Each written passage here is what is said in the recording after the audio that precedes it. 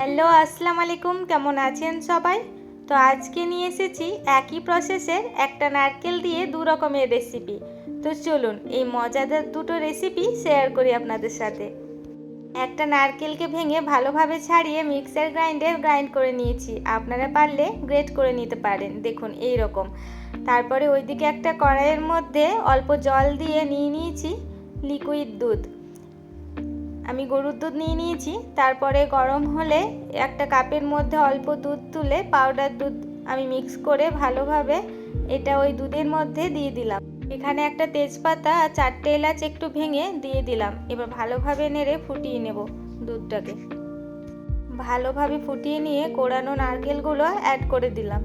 এবার খুব ভালোভাবে এটাকে মিক্স করে নেব আর দুধটাকে একটু মেরে নেব।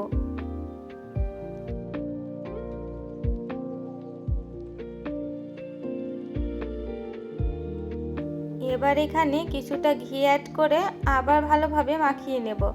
আর আপনারা এখানে খেজুরের গুড় দিলে বেশি ভালো হয়, তবে আমার কাছে চিনিরটাই ছিল, মানে আখের, তো সেটাই দিয়ে দিয়েছি। এবার ভালোভাবে এটাকে মিক্স করে নিতে হবে। এবার ভালোভাবে নেড়ে নেব। দেখুন যখন এইরকম হয়ে আসবে তখন একটা থালার মধ্যে এটা দিয়ে দেবো। অল্প একটু ঠান্ডা হয়ে যাবে, বেশি ঠান্ডা হতে দেবেন না, তাহলে আর গোল হবে না। হাতে একটু ঘি নিয়ে যতটা মোটা করতে চাইবেন, মানে যতটা বড় করতে চাইবেন ততটাই পরিমাণে নেবেন। আমি এই সাইজের করেছিলাম। আমি এখানে কিছু 10-15টা মতো নারকেল নাড়ু করে নেব, কারণ আমার বর খায়, আমি খাই না। তো তারপরে চলুন আর একটা প্রসেস আপনাদের সঙ্গে শেয়ার করি। তারপর আমি ময়দা নিয়েছি আর চিনি আর লবণ স্বাদ মতো, আর দিয়ে দিয়েছি ঘি। আপনারা এখানে রিফাইন্ড অয়েল দিয়ে দিতে পারেন। এবার ভালোভাবে এটাকে হাতের সাহায্যে মিক্স করে নেব। অল্প অল্প করে জল দেব আর ভালোভাবে একটা ডো তৈরি করে নেব। একবারে জল দিয়ে মাখিয়ে নেবেন না, অল্প অল্প জল দেবেন আর মাখাবেন। এই প্রসেসে ময়দার ডোটা মাখালে খাবার সময় ক্রিস্পি লাগবে। এইভাবে মাখিয়ে নেওয়ার পর ঢাকা দিয়ে 15 মিনিট মতো রেস্টে রেখে দেবো। আপনাদের হাতে টাইম থাকলে আরও কিছুক্ষণ রেখে দিতে পারেন। তারপরে আবার ভালোভাবে মাখিয়ে একটা মোটা লেচি কেটে এটা রুটির মতো বড় সাইজ করে কেটে নেব। তারপরে আপনারা আপনাদের ইচ্ছে মতো সাইজ করে বাটি বা গ্লাসের সাহায্যে গোল গোলভাবে কেটে নেবেন। পরিমাণ মতো নারকেলের পুর নিয়ে এইভাবে আপনারা এটা তৈরি করে নিতে পারেন একটা হাতের সাহায্যে, আর দুটো হাতের সাহায্যেও করে দেখিয়েছি ডিজাইনটা, তো আপনারা দেখতে পাবেন একটু পর। আর যদি এইভাবে করার পর কাঁটা চামচের সাহায্যেও আপনারা একটা ডিজাইন করে নিতে পারেন। ওই ডিজাইনটা আমার চ্যানেলে ডালপুরি রেসিপিতে দেওয়া আছে, আপনারা চাইলে দেখে নিতে পারেন। এই দেখুন আমি একটা হাতের সাহায্যে এভাবে চেপে চেপে দিচ্ছি যাতে পুরটা বাইরে বেরিয়ে না আসে। এরকম করার পর আপনারা কাঁটা চামচের সাহায্যেও ডিজাইনটা করতে পারেন। তো আমি চলুন দুই হাতের সাহায্যে অন্য একটা ডিজাইন আপনাদের সঙ্গে শেয়ার করি। প্রথমে দুই হাতের সাহায্যে এভাবে মুখগুলোকে মুড়ে নেবেন।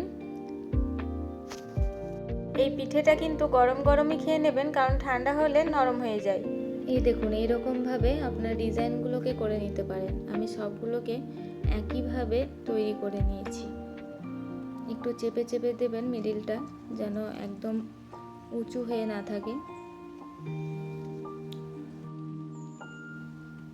এইদিকে আমি একটা কড়াইয়ের মধ্যে সরষের তেল নিয়ে নিয়েছি। আপনারা পারলে রিফাইন্ড অয়েলও দিয়ে দিতে পারেন।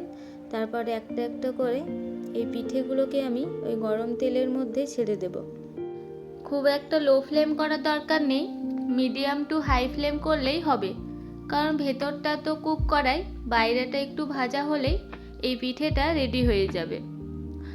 অবশ্য নারকেল নাড়ু আরও অনেক ভিন্ন ভিন্ন রকমের হয়, আর এই পিঠেগুলো আরও অনেক রকমভাবে হয়। তিল দিয়ে হয়, আবার সাদা নারকেলের পুর দিয়ে হয়, ডাল দিয়ে হয়। তো সেই রেসিপিগুলো খুব তাড়াতাড়ি আমাদের চ্যানেলে আসতে চলেছে। তাই আমাদের এই ভিডিওগুলো যদি ভালো লাগে তাহলে ছোট্ট একটা লাইক দিয়ে আর কমেন্ট করে জানাতে ভুলবেন না যে কেমন লাগছে। আর অবশ্যই চ্যানেলটাকে সাবস্ক্রাইব করে দেবেন। কথা বলতে বলতে পিঠেগুলো প্রায় রেডি। এইরকম একটা কালার চলে আসবে, আর খেতেও কিন্তু খুব মুচমুচে হয়। দেখতেই পাবেন কিছুক্ষণ পরে সাউন্ডটা আপনাদের সঙ্গে শেয়ার করব যে কতটা ক্রিস্পি হয়েছে। দেখুন আস্তে আস্তে একটা একটা করে আমি এটা একটা স্ট্রেনারের মধ্যে নিয়ে নিচ্ছি পিঠেগুলোকে। এই একই প্রসেসে বাকি পিঠেগুলো ভেজে নেব। আর হ্যাঁ, যারা প্রতিনিয়ত আমাদের ভিডিওতে কমেন্ট করেন সুন্দর সুন্দর, তাদেরকে অসংখ্য ধন্যবাদ। আপনারা এত ধৈর্য সহকারে আমার ভিডিওর পেছনে টাইম দেন, এটাই আমার কাছে অনেক। তাই আপনারা এইভাবেই সাপোর্ট করবেন, তাহলে আমারও ভিডিও দিতে খুব ভালো লাগবে। তো চলুন এই পিঠেগুলো তুলে নিই। আমি এখন একটা হটপটের মধ্যে পিঠেগুলোকে রেখে নেব যাতে গরম থাকে।